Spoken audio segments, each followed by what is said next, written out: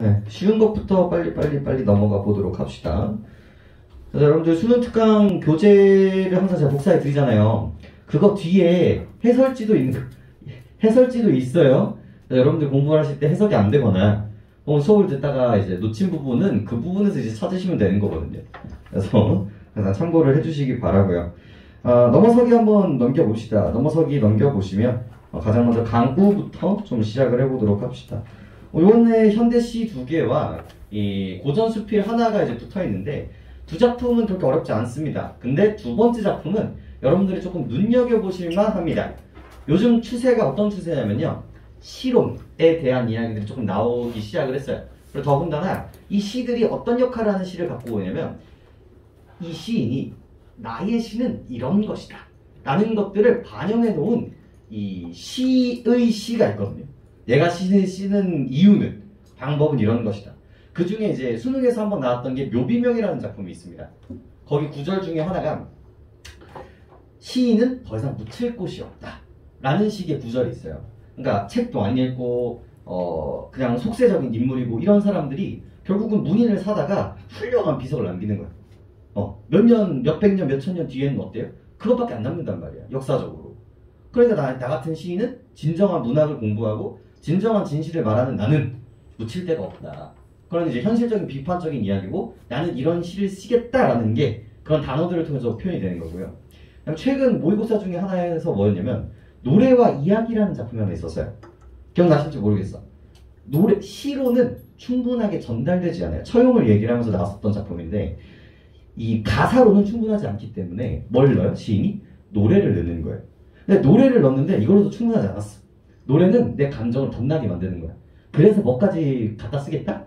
이야기까지 갖다 쓰겠다.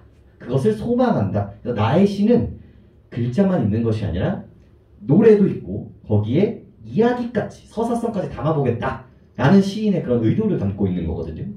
근데 오늘 두 번째 시가요, 딱 그런 결이에요. 내 시, 내가 앞으로 쓰는 시는요, 이런 시를 쓰고 싶어요 라는 구절을 담고 있기 때문에 그런 면에서 조금 초점화를 두셨으면 좋겠고요. 그 다음에 통곡할 만한 자리는 여러분 사설에서 좀 많이 보시게 될 겁니다. 수능에서 나오기는 조금 어려워요. 왜냐면 너무 중요한 부분들이 나왔기 때문에. 근데 해석이 조금 힘드신다고 분들이 많아서 이거는 좀 천천히 한번 가보도록 합시다. 자, 첫 번째 작품은 강우네요. 그래서 비예요, 비. 그래서 비가 내린 이 순간에 이 화자가 느끼는 감정을 여러분들이 포커싱을 보시면 됐었는데, 결국 이 사람의 감정은 슬픔, 상실감이었고요. 결국 그거는 왜 그랬다? 나의 부인이 죽었기 때문이겠죠. 그래서 이 기준으로 한번 읽어봅시다. 조금 전까지는 거기 있었는데 어디로 갔나? 그래서 여기서 뭘 봐야 돼? 상실감 뽑아주시면 되겠죠. 그리고 항상 우리 뭐에 민감하다고 했어요? 우리 이제 이 단어가 얼마나 중요한지 알겠죠? 이 조금 전, 이 시간감이 조금 전이 이제 슬슬 보이셔야 돼요. 이런 것들이. 우리 결빙의 아버지 하면서 뭘 조금 안내해드렸어요. 시간감에 대한 이야기들을 알려드렸잖아요. 7살 때 요즘 오늘의 포인트였죠. 이것도 똑같은 거예요. 조금 전까지는 거기 있었는데 어디로 갔나. 그래서 조금 전까지는 뭐야? 있었어요. 있었는데 지금, 여기는 보이지 않지만 지금은 있는 거야, 없는 거야? 없는 구조로 되어 있는 거예요. 사실 이 조금 전도 있었게 없었게? 원래 없었었던 거거든요. 지금 얘 뭐 하고 있는 거야? 착각하고 있는 거고요. 요거를 조금 더 이제 문학적으로 얘기를 하면 뭐예요? 받아들이지 않고 있다는 거. 인정하지 않는다. 이게. 착각도 괜찮은데 이런 결로 해석을 하시는 게 조금 더 괜찮죠. 난 부인이 죽었음에도 불구하고 거기 있었다라고 지금 생각을 하고 있는 거거든요. 밥상을 차려놓고 어디로 갔나? 야, 진짜 밥상을 차렸게? 지금 내 눈앞에 밥상이 있는 거야. 그 밥상이 내 부인이 차렸을까? 아니란 말이야. 넙치 지짐이 맵상한 냄새가 코를 맵사하게 하는데 어디로 갔나? 그래서 결국은 다 뭡니까? 지금 이거를 연결하고 있는 이 브릿지가 뭐예요? 결국은 냄새인 거죠. 맨날 마누나랑 앞에다 두고 같이 밥을 먹었었는데 지금은 뭐야? 밥탕만 있는 거야. 그래서 이 후각적 이미지를 통해서, 여기서는 후각적 이미지를 통해서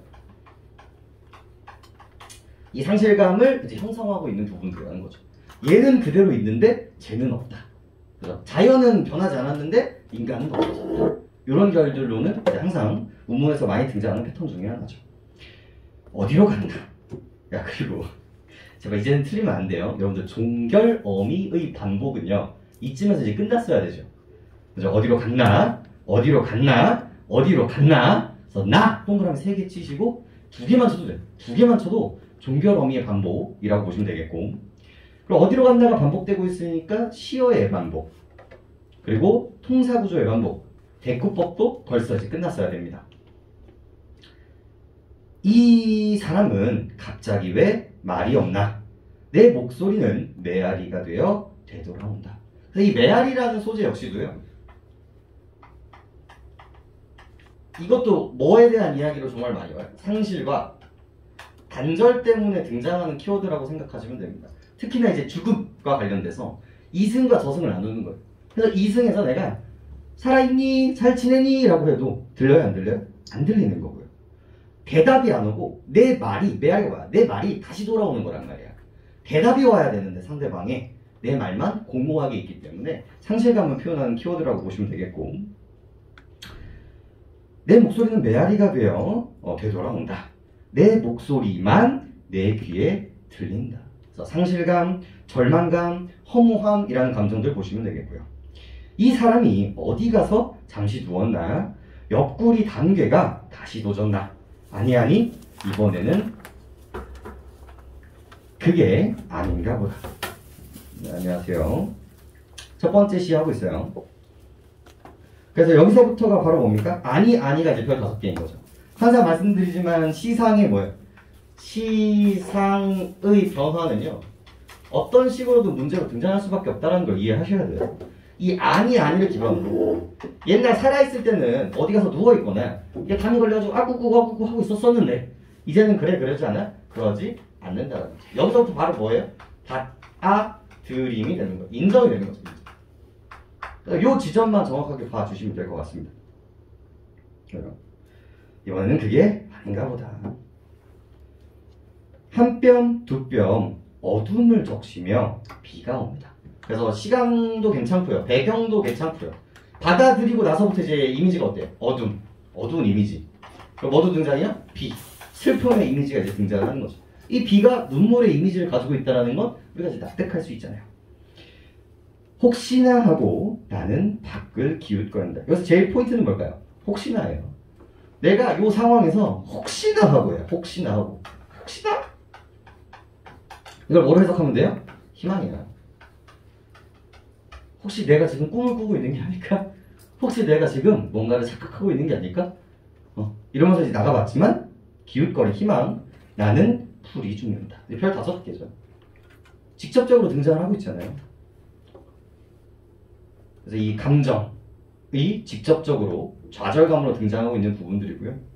빛발은 한치 앞을 못 보게 한다. 그래서 이 비의 이미지가 그냥 비도 아니고 뭐야?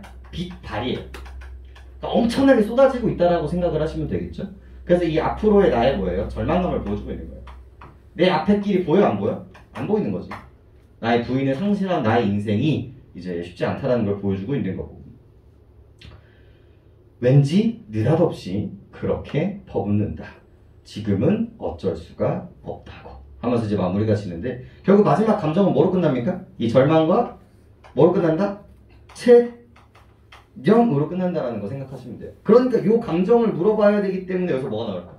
의지라든지 뭐 적극적인 해결책을 찾는다든지 다시 만날 거에 대한 기대라든지 희망이라든지 이런 미래 지향이라든지 이런 것들이 등장하게 될 텐데, 그런 것들을 이제 비틀어 주시면 될 것 같습니다.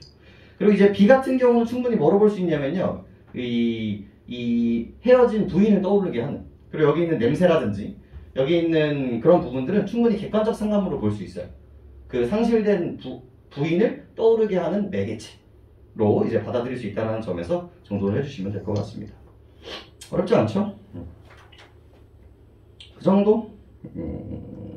난 보시면 될 것 같네요. 네, 그 다음 작품 보죠. 그 다음 작품 쭉 넘기셔서 또 페이지를 놓쳤어요. 죄송합니다. 다음으로 곡비로 가죠. 곡비는 중요하다고 말씀드렸으니까 좀 천천히 보도록 합시다.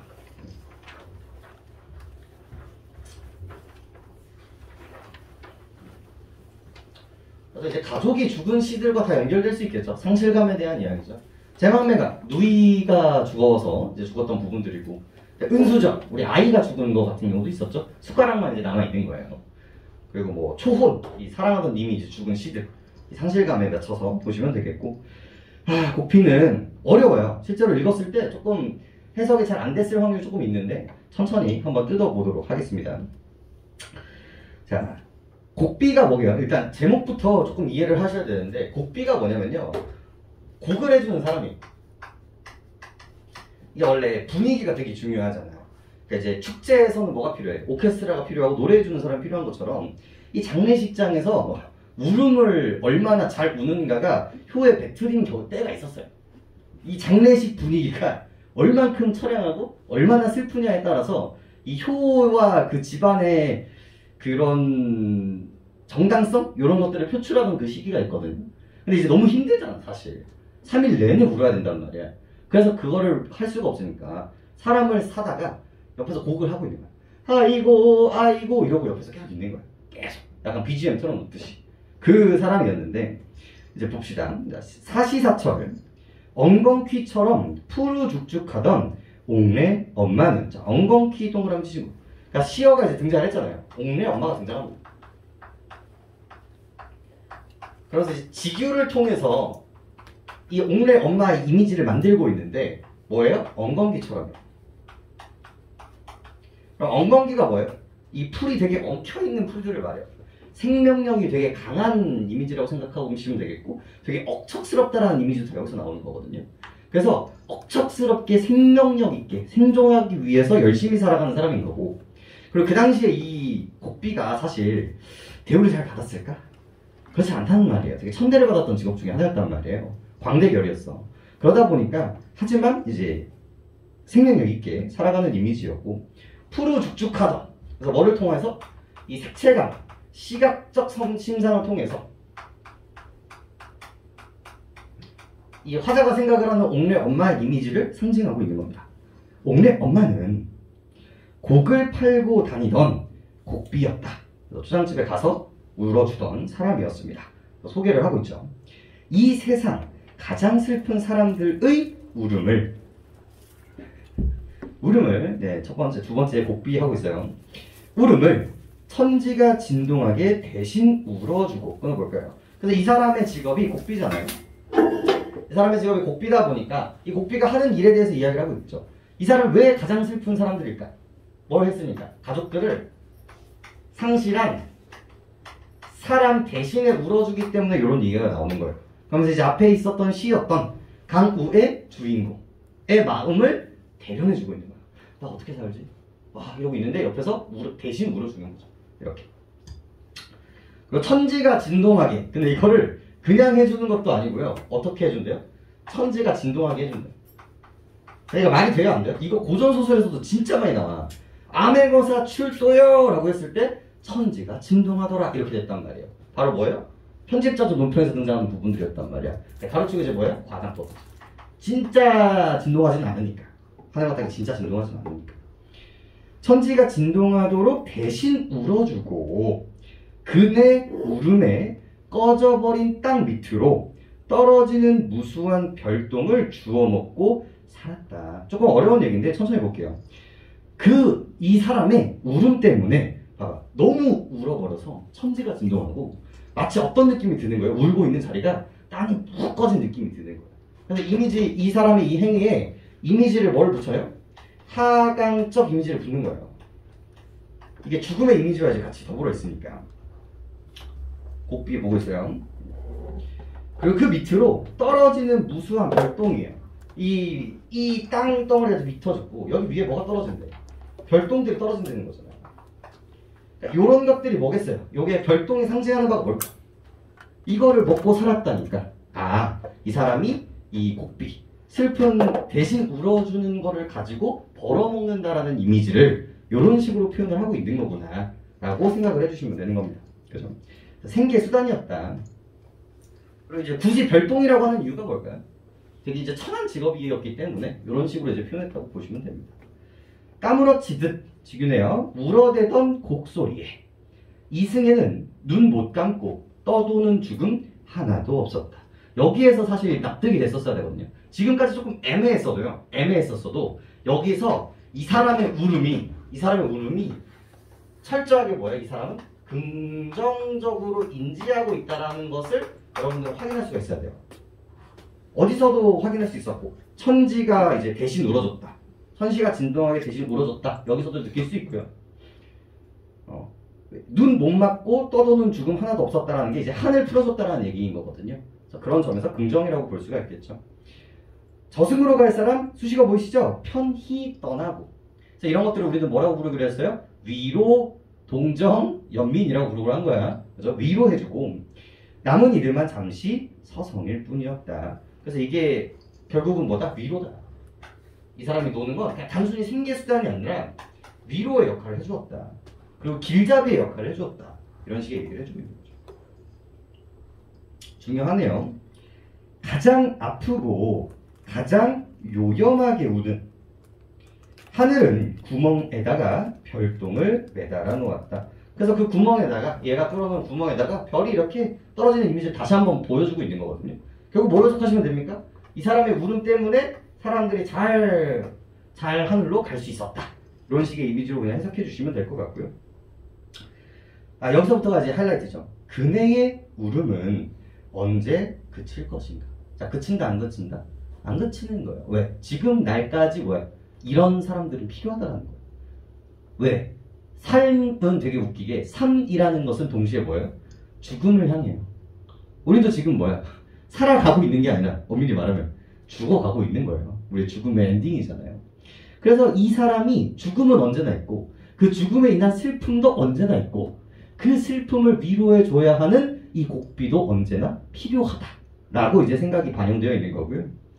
그 다음 엉겅퀴 같은 옥내야예요. 자, 그래서 이제 화제가 뭐를 불러요? 옥내 엄마에서 옥내로 넘어갑니다. 이 옥내의 이미지가 뭐를 공유하고 있어요? 이 엉겅퀴처럼을 같이 공유하고 있어요. 그러니까 이 옥내 엄마의 속성을 이 옥내도 같이 닿기를 바라는 거예요. 이런 부분들이. 옥내야 우리 시인의 나라. 그래서 이 옥내 그리고 우리 우리 옥내 엄마 그리고 곡비 전부 다 뭐로 칭하고 있어요? 시인. 그리고 더 나아가서 이 위치에 있는 사람은 뭐예요? 내가 되고 싶은 사람이기도 하는 거예요. 이 시인 스스로. 그래서 너도 어서 전문적으로 우는 법을 깨쳐야 하리. 그래서 이 곡비의 어머니의 마음이 이 딸내미까지 다가기를 바라는 마음이고요. 시인도 이런 시인이 되고 싶다라는 것들을 이 시를 통해서 표출하고 있는 겁니다. 그래서 깨까무러뜨려진 우는 법을 알아야 하리. 그래서 봐봐. 나는 어떤 시인이 되고 싶다. 사람들의 슬픔을 대신 울어주고 공감해주고 위로해주고 죽은 사람은 방향을 찾고 산 사람도 더 이상 봐봐. 이게 슬픔을 끊어내는 게 얼마나 중요한 거냐면요. 내 마누라가 죽었어. 슬퍼. 그럼 10년 동안 내가 페인처럼 사는 거야. 아무것도 일 안 하고. 그냥 이러고. 이게 이 사람이 바라는 겁니까? 아니에요. 최대한 슬프게 울고 그것들을 끊어내는 게 죽은 사람은 죽은 사람대로 가는 거고 산 사람도 자기의 삶을 찾아가는 데 되게 중요한 역할을 한다는 거예요. 그거를 나도 하고 싶다 라고 얘기하고 있는 게 이 작품입니다. 왜 중요한지 말씀드렸죠. 나는 이런 시를 쓰고 싶다라는 뉘앙스들은 요즘 최근에 되게 반복적으로 등장하고 있기 때문에 해서 잘 갖고 가시면 될 것 같습니다. 됐죠? 문제에서 중요한 문제, 다는 안 볼 거고요. 이제 좀 중요한 문제 위주로 조금 보여드릴 텐데 5번 정도 보면 될 것 같아요. 일단 5번만, 다까지 봐야 되는군요. 네, 다까지 보죠. 네, 다 봅시다. 이거는 네, 해석을 좀 잘 해드릴게요. 좀 어려운 작품이기도 하고 보도록 하죠. 갈래는 뭡니까? 일단 이 작품보다는 사실 이 사람 때문에 중요해요. 누구 때문에 중요하냐면 박지원 때문에 중요합니다. 박지원 때문에. 이분 때문에 중요해요. 이분이 나오는 순간 조선 후기. 이분이 나오는 순간 뭐예요? 실학이에요. 약간 이런 결로서 이제 해석을 해주시면 되거든요. 근데 이 작품 같은 경우는 그러니까 왜 이 사람은 요 실학 좀 깨어있는 마인드를 갖게 됐을까? 이분이 사신으로서 중국을 엄청 많이 갑니다. 그러니까 사신으로서 외국을 엄청나게 많이 돌아다니는 거예요. 그러다 보니까 이 한국에 대한 우리나라에 대한 되게 불편함이 있었어요. 그러니까 우리는 유교 사회에서 꼭 박혀가지고 다른 문화들은 오랑캐의 문화다 이러면서 받아들이지 않았단 말이야. 너무 답답한 거예요. 그래서 이런 문문줄이나 이런 사고방식들 좀 가지고 와가지고 좀 우리나라를 발전시키면 참 좋겠는데 그래서 이런 사고방식들이 이 사람의 작품에 되게 많이 녹아나 있어요.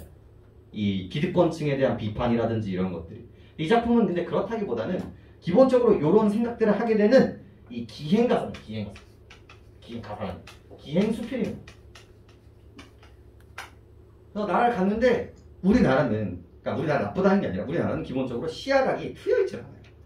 기본적으로 다 산이 있고 나무들이 울창하고 되게 답답한 느낌이 든단 말이에요. 안정감은 있기는 하지만. 근데 중국은 어때요? 벌판. 딱 보면 그냥 아무것도 안 보입니다. 우리 몽골인들이 시야가 좋은 이유가 뭐예요? 얘들은 항상 멀리 보잖아요. 아무것도 걸리는 게 없는 거예요. 멀리 볼 수 있는 게. 그래서 이 작품은요, 내가 다른 나라에 가가지고 광대한 벌판을 보면서 쩐다 라는 마음을 통곡하고 싶다 이렇게 얘기를 해버리는 거예요. 그래서 옆에 있는 사람이 이렇게 좋은 걸 보고 왜 울고 싶어요? 라고 물어보니까 네가 말하는 울고 싶다와 내가 말하고 있는 울고 싶다는 다르단다 친구야 라고 하면서 이제 하는 얘기란 말이에요. 그죠? 근데 그 와중에 조선에 대한 디스가 숨어져 있어요. 그 와중에. 그래서 한번 들어가 봅시다. 네, 자 그냥 수능 완성으로 보셔도 되고요. 뒤쪽에 이제 같이 잡아드린 해설서와 같이 보셔도 됩니다.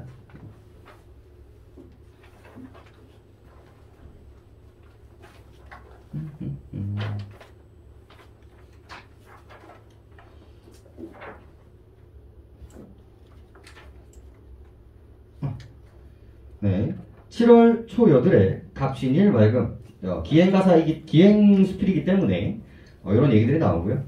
정사와 관하를 타고 삼류하를 건넜다. 공간 나옵니다. 냉정이라는 곳에서 아침 식사를 했다. 공간 나오고요. 그리고 심리 남짓 가서 산기슭 일대를 돌아 나오는데 태복이가 갑자기 공손히 허리를 굽히고 재빠른 걸음으로 말머리를 나서는 땅에 넋죽 엎드려 소리 높여 외쳤다. 태복이라는 새로운 인물이 등장을 합니다. 백탑이 현신한다 아래요 라고 이야기를 합니다. 약간 가이드의 역할을 해주고 있었던 거예요. 이제 앞으로 보이실 분들은 이제 멋진 산이 하나 나올 겁니다. 아니면 근데 이제 요즘 버전으로 하면 백탑이 여러분들한테 인사를 할 거예요. 약간 이런 식으로 표현을 하고 있는 거거든요. 그래서 의화를 베이스로 지금 이제 장면이 되게 예쁠 것이다 라는 것들을 이제 강조하고 있는 부분들이라고 볼 수가 있어요. 우리 거기 말고 우리 수능 완성 찾아볼까요? 수능 완성 프린트. 수능 완성 프린트. 복사해드린 거. 거기 뒤쪽. 그거 말고. 그거 아니야. 그거 말고. 그 다음 거야. 예. 그 다음 거에 맨 뒤쪽. 맨 뒤쪽에 보시면 이제 항상 설명 해설지가 담겨 있죠. 그거로 같이 보시면 됩니다. 수능 완성으로 보셔도 되고요. 네. 백탑이 현신한다 아래요 라고 이야기를 하고 있죠. 그래서 백탑이 보이려고 하는 것을 백탑이 우리한테 인사를 한다 라는 식의 이미지로 이제 얘기를 하고 있죠. 그거는 문제집. 그거는 문제집. 그거 말고 항상 복사해주는 거 있잖아요. 여러분들 놓고 왔을 그거 맞네요. 오케이 미안. 그 다음에 네, 의인법만 잘 잡아주시면 될 것 같습니다. 그리고 지금 신났죠? 태복이란 정진사의 마부입니다. 그래서 같이 갔었던 정진사라는 사람의 마부의 이미지가 잡혀집니다. 산기슭이 여전히 시야를 가로막고 있어서 백탑은 보이지 않았다. 말을 더욱더 몰아 수십 걸음째 못 가 산기슭을 벗어나자. 자, 감정 보이시죠? 눈이 어찔어찔하면서 갑자기 눈앞에 한 무더기 흙점이 어지럽게 오르내린다. 이게 현기증이 난다라는 표현을 이렇게 쓰는 거거든요. 나는 오늘에야 깨달았노라. 자, 그래서 수필은 언제나 이런 지점들이 되게 중요한 거야. 안 그랬다가 그래진단 말이야. 이 사람이 이것 때문에 깨달음을 얻어요. 그러면 왜 깨달음을 얻었는지 중요하고요. 뭘 깨달았는지가 중요한 거예요. 근데 이 사람은 왜 깨달았어요? 광활한 벌판을 보고 깨달은 거예요. 자연물을 보고 깨달아요. 얘가 자연물과 이제 탑들을 보고 깨달은 거고. 그럼 도대체 뭘 깨달았을까를 이제 보시면 되거든요. 나는 깨달았노라. 인간의 삶이란 본래 의지할 데가 없으며 오직 하늘은 머리에 이고 땅을 발로 다디면서 살아갈 수밖에 없는 것임을 이라고 하면서 도치법을 통해서 강조를 하고 있죠. 인간이라는 존재는 참 뭐다? 나약한 존재다. 참 별것도 아니다. 이 땅 위에 하늘 아래 나만 덩그러니 있을 뿐이에요. 그러니까 인간이 가지고 있는 본연의 외로움. 그러니까 여러분들 주위에는 친구도 있고 지금 이제 선생님도 있고 같은 학생들도 있잖아요.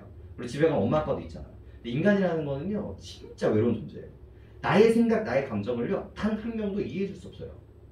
그러니까 공감은 할 수 있겠지. 하지만 내가 사고하는 방식을 온전하게 생각해 주는 사람이 있어요, 없어요? 없단 말이야. 그리고 다 주변 사람들은 어떻게 돼? 언젠가는 헤어지고 언젠가는 죽는 존재들이란 말이야. 그래서 봐봐. 죽음으로 향하는 존재이기 때문에 인간의 나약함. 물론 이걸 막 부정적으로 생각하실 필요는 없고요. 인간의 본질에 대해서 이제 깨달았다고 생각하시면 됩니다. 이게. 그러니까 이 사람 입장에서는 너나 나나 인간이 같은 인간인데 어떤 사대부들은 이 새끼들은 지들이 잘 태어났다라는 이유 하나만으로 저렇게 꼴보기 싫게 살고 있는 게 이 사람은 납득이 안 됐었던 거예요. 이런 것들이. 그러면서 얘기를 합니다. 말을 멈춰 세우고 사방을 둘러보다가 나도 모르게 이마에 대어 손을 올려 경례를 올리며 말했습니다. 통곡하기에 좋은 장소로. 제목이기도 하죠. 그래서 이 제목이기와 연결되는 이 통곡이라는 키워드가 여기서 등장합니다. 통곡. 근데 보세요. 우리도 이 통곡이라는 단어를 썼을 때 언제 하는 것처럼 보여요? 사람이 죽었을 때나 뭔가 크게 슬펐을 때 우리는 통곡한다라고 표현을 하죠. 이 사람은 지금 슬퍼요? 아니 엄청나게 기쁜 상황이란 말이야. 깨달음을 얻었고. 근데 왜 통곡을 하는지 옆에 있었던 사람도 의아함을 얻습니다. 항상 수필의 패턴 중에 하나죠. 이 기의 패턴 중에 하나예요. 똑똑한 사람 한 명 있고 그것을 이해 못하는 사람이 한 명 등장을 합니다. 그리고 서로의 선문답을 통해서 그것들을 조금 더 구체화하는 과정들을 갖게 되는 거죠. 그러자 정신사가 묻기를 이처럼 하늘과 땅 사이에 시야가 탁 트인 넓은 곳을 만났는데 갑자기 또 통곡을 생각하다니 왜 그러시오? 라고 물으는 거예요. 그러니까 여기서의 정진사는 어떤 포지션을 가지고 있는 사람이야? 일반인이야, 일반. 보편적 사고. 일반적 사고를 가지고 있는 거고요. 조금 더 단어를 좀 추가하면 통속적 사고. 라고 우리가 좀 볼 수가 있겠죠. 이 사람이 우리를 대변해주고 있다고 생각하시면 돼요. 하기에 내가 말했다. 그렇기는 하지만 꼭 그렇지만은 않소. 자고로 영웅은 울기를 잘하고 미는 눈물이 많은 법이요. 하지만 중요하죠. 하지만 그들의 울음은 주워줄기에 소리 없는 눈물이 옷깃 앞에 굴러떨어지는 것에 지니지 않으니 그들의 울음소리가 천지에 가득 차서 종이나 경새에 울려나오는 것을 듣지를 못했어. 자, 여기서부터 여러분들 해야 되는 작업은 뭘까요? 이제 조금 짬밥이 챘잖아요. 결국은 뭐야? 긍부정이야, 결국은. 이 사람이 얘기를 하는 이 울음에 대해서, 통곡에 대해서 얘기를 하는데 작은 울음과 큰 울음에 대해서 이 사람은 나눠주고 있는 거예요. 영웅의 울음이나, 원래 봐봐. 영웅의 울음이나 미인의 울음은 원래 긍정적인 거거든요, 원래는. 근데 이건 뭐야? 너무 작아. 하지만 이 내가 말하는 이 울음은, 이 통곡은 어떻게 해야 돼? 이 전 세계를 울려야 된단 말이야. 근데 얘네들은 긍정이야, 부정이야? 부정적으로 이제 얘기를 하고 있다는 걸 여러분들이 납득을 하셔야 돼요. 그 다음에 기쁨이 사람들은 인간들의 7가지 감정 중 오직 슬픔만이 통곡을 유발하는 줄 알고 7가지 감정을 모두 통곡할 줄은 모르고 기쁨이 극에 달하면 통곡, 노여움 통곡, 즐거움 통곡, 사랑 통곡, 미움 통곡, 욕심이 극에 달아도 통곡이 되는데 사람들은 뭐야? 편협한 사고에 갇혀있단 말이야. 울음이 극에 달아야 통곡이고 기쁨이 극에 달하면 통곡하지 않는다라고 생각을 한다는 거지. 그리고 억눌린 감정을 시원스럽게 풀어내리는 것은 울음소리보다 더 빠른 것이 없으니 통곡이란 천치에 있어서 격렬한 천둥에 비길만 하오. 극에 달한 감정에서 우러나오고 우러나온 것이 사리에 들어맞기만 한다면 통곡이라고 해서 웃음이 무엇 까다리리요 라고 하면서 서리법을 기반으로 이 웃음도 극대화가 되면 슬픔이 극대화가 돼서 나오는 통곡처럼 같은 결이다 라는 것들을 얘기해주고 있습니다. 사람들이 살아가면서 감정을 느낄 적에 이렇게 극에 달하는 경우는 겪어본 적이 없어서 7가지 감정을 교묘하게 배치하며 그중 슬픔을 통곡과 짝지어 놓았어. 이로 말미암아 사람들은 누가 죽어 초상을 치를 적에야 비로소 억지로가 수식어겠죠. 억지로 아이고 소리를 내어 울부짖죠. 그래서 남이 죽었을 때 우는 소리. 수식어 뭐야? 억지로. 우는 소리는 의미가 있다 없다? 의미가 없다. 내가 원하는 그 통곡이 아니라는 거예요. 그리고 똑똑하신 분들, 조금 이제 짬이 차신 분들은 가에서 읽었었던 혹은 나에서 읽었었던 이 울음이 어디에 해당할까를 생각하면서 읽으면 되는 거예요. 이런 것들. 심지어 이제 보기에서도 잡아주고 있고요.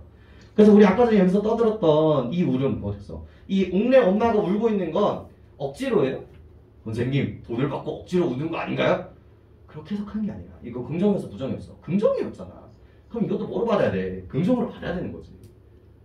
진정한 통곡을 이제 받아야 되는 거죠. 그 다음에 그래서 하지만 진실로 7가지 감정에서 우러난 지극하고 참된 목소리라면 억누르고 꾹 참아서 천지 사이에 가득 쌓이고 맺혔어도 이를 공변하게 드러나지 못하는 법이요. 저 가이란 사람은 통곡 장소를 얻지 못하여 참다가 갑자기 선실을 향해 큰 소리로 울부짖었으니 사람들이 괴이쩍게 여기지 않을 수 있겠소? 자, 그 이유에 대해서 이 진정한 이 감정은 사실 나오기가 참 어려워. 그래서 그 예시로서 뭘 들고 있어요? 가의라는 사람을 갑자기 끄집어낸 거예요. 이거 뭡니까? 고사를 사용하는 거고요. 뻔해요. 어떤 사람일까? 충신일 거야. 어떤 상황일까? 나라가 개판으로 굴러가는 거야. 그래서 최선을 다해서 이거를 해결하려고 노력을 했지만 말을 들어줘 안 들어줘? 안 들어주는 거야. 그래서 귀향을 가면서 임금님이 계신 곳, 여기에서 이 해석 잘 안 되자 선실 갑자기 나오잖아. 대충 임금님이 계신 곳일 것이다. 이렇게 예측할 수 있단 말이야. 거기서 통달할 노릇이도다 했었던 그 일화가 있는 거야. 그래서 고사를 통해서 이런 식의 얘기를 하고 있는 거고. 그러자 정진사가 묻기를, 자, 두 번째 질문. 이제 통곡하는 장소가 저렇게 넓으니 나도 그대를 따라서 한번 통곡을 해야겠으나, 이것도 너무 중요해요. 이 발화가. 이 사람의 질문의 의도가 납득을 했어? 납득을 하지 못했어? 납득을 하는 거야. 뭘 납득을 하는 건가?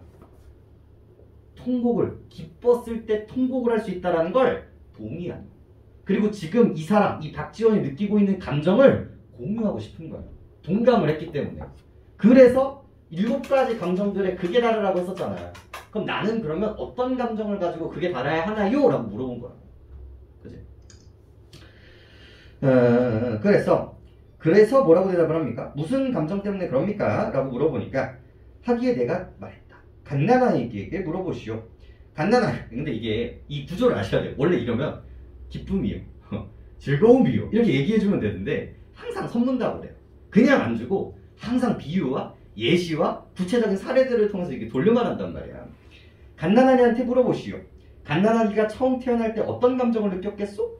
처음으로 해와라를 보고 다음으로 부모를 보게 되며 친척들은 눈앞에 가득 모여 기뻐하고 즐거워하는 이가 없지요. 그러니까 그때 이 갓난아기가 느끼는 감정이 뭐겠어? 신기함, 기쁨, 뭐 이런 해방감? 이런 뉘앙스겠죠? 하지만 이와 같은 기쁨과 즐거움은 태어나서 늙을 때도 둘도 없으니 슬픔이나 노여움이 있을 리 없고 인정상 즐겁고 웃음이 나와야 할 텐데 도리어 한없이 울부짖으며 분노와 원망이 속에 가득하오.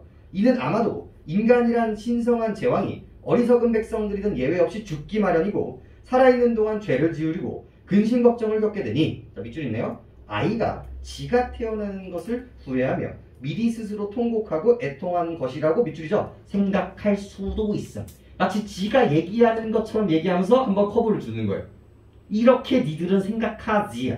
어디 결이에요? 이쪽 결인 거야. 여기 아이가 잡히는 거죠. 아이의 울음은 슬퍼서다. 우리의 모든 인간은 죽음을 향해 가고 이 개같이 고통을 느껴야 되는데 속가모니급이죠. 이 정도면. 근데 그거다 아니다? 아니라. 하지만 이것은 결코 갓난아기의 본심이 아니요. 이걸 뭐라고 부릅니까? 통념이라고 부른단 말이야. 니들이 일반적으로 생각하고 있는. 그러니까 요거를 사실 이게 나쁜 거 아니거든요. 이게 나쁜 거 아닌데 이거를 부정적으로 바라보면 어떤 키워드가 만들어지는 거예요? 통념이라는 단어가 이제 만들어지는 거예요. 이게.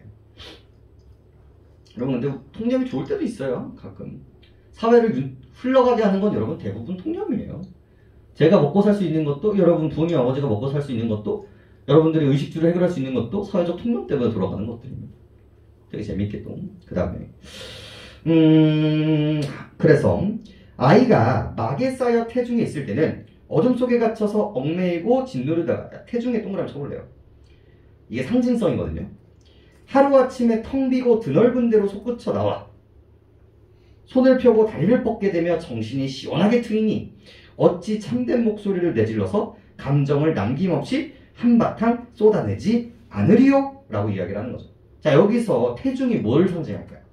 이게 우리나라를 상징해요. 좁디 좁고 편협한 사고를 가지고 있는 우리나라를 상징하고요. 우리나라에서 나와서 어디로 간 거야? 중국의 넓은 벌판을 간 거야.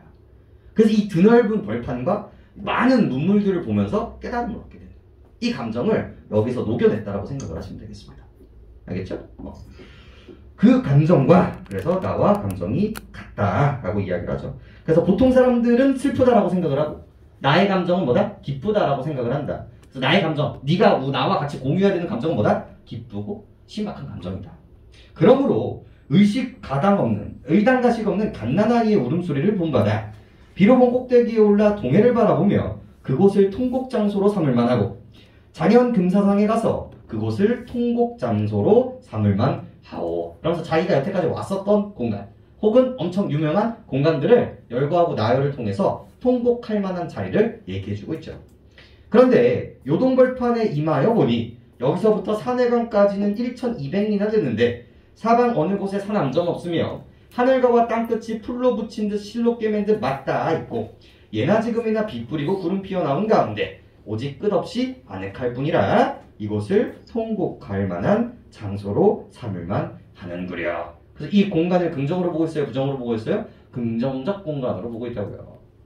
여기까지만 캐치하셔도 이게 수필은 여기에서 난이도가 올라가질 않아요. 해석이 조금 뻑뻑할 수 있지. 고어드리고 여러분들 사고방식이 아니긴 하지만 그죠? 하지만 해석만 하면 결국은 좋아 나빠야. 좋아 나빠. 문제가 없고요. 문제에서 틀렸으면 이제 반성을 하셔야 되는 게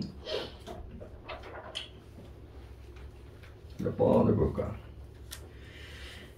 일단은 제일 중요했던 게 5번이었죠. 5번. 5번에 3번 볼까요? 3번. 나의 꺼져버린 땅밑과 다의 요동벌판은 이 사람들한테 긍정이었을까 부정이었을까? 이 화자와 이 필자의 감정에서 3번에 꺼져버린 땅과 요동벌판은 긍정이었어 부정이었어? 긍정적 공간이에요 얘가. 근데 뭐라고 얘기해? 비로본 꼭대기와는 다르게 통곡하기에 좋은 장소겠군. 비로본 꼭대기 역시도 뭡니까? 긍정적 공간이란 말이야. 이렇게 말도 안 되게 풀 수 있는 부분들인데 그죠? 그리고 이제 5번의 1번 같은 경우도 마찬가지잖아요. 다의 까무러칠 듯 울어대는 곡소리는 영웅과 미인의 울음소리와는 다르게 감정을 남김없이 한바탕 쏟아내는 것이겠군. 어떤 문제가 이제 출제가 될 거다. 이런 문제가 출제가 될 거라는 걸 계속 보여주고 있는 거예요. 우리 스케일적인 부분들에서. 그 다음에 4번 틀리셨으면 반성하셔야 되는 게 뭡니까? 또 뭘 못 잡았다? 이 사람의 질문의 의도를 못 잡은 거야. 5번 볼까요? 갓난아기의 울음의 의미를 오해한 정진사. 벌써 틀렸죠? 얘는 사실 순수하게 물어봤어요. 야 너 네 생각 좀 쩐다. 나도 같이 하면 좋겠는데 네 감정 뭐니? 라고 물어봤는데 여기서 뭐해? 오해하고 있다잖아. 오해하는 건 누군데? 일반 사람들인 거고. 그 다음에 비판적 태도예요? 물론 일반적 사람들의 비판적 태도라고 볼 수 있어. 하지만 정진사에 대한 비판적 태도는 아니란 말이야. 그래서 그런 의도들도 여러분들이 잘 보실 필요가 있겠고 나머지는 괜찮은 것 같은데 3번, 4번 너무 많은 거 봐봐. 3번, 4번도 여러분 요건 너무 당연하지 않나요? 수식어를 공유하고 있어요. 얘나 수식어를 공유하고 있어. 그럼 이제 시인이 어떤 의도로 이걸 쓴 거겠어? 이게 이어지고 있다. 혹은 이어지길 바란다. 같은 속성을 갖고 있다. 라는 의미로서 같은 수식어를 뗐을 거 아니야.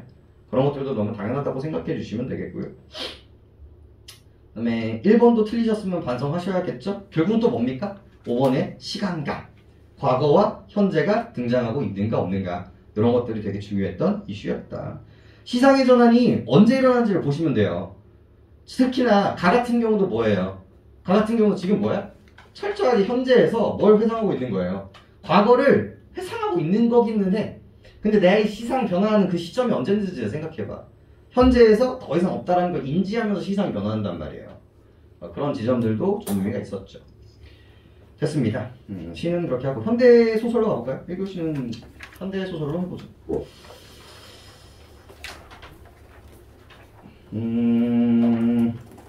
얘는요 뭐가 더 필요하냐면요 얘가 더 필요합니다. 우리 수능 완성 넘어서기 산문편이 필요해요. 유자수선 볼까요? 요거 따로 이렇게 뽑혀져 있는 거. 이게 페이지가 70페이지밖에 안 돼가지고 같이 낼 수가 없어요. 유자소 좀 보겠습니다. 유자소전 나올 만도 한 것 같아요. 나온다 안 나온다의 지점에서는 나올 수 있다고 생각합니다. 근데 나오는 것 중에서는 좀 레벨이 약하다고는 생각하는데 나올 만도 해요. 나올 만도 해요. 일단 첫 번째 왜 중요하냐면요, 얘가 독특한 서술자를 갖고 있어요. 얘가 나가 나오거든요. 그래서 기본적으로 저기님 끊었다 하나요?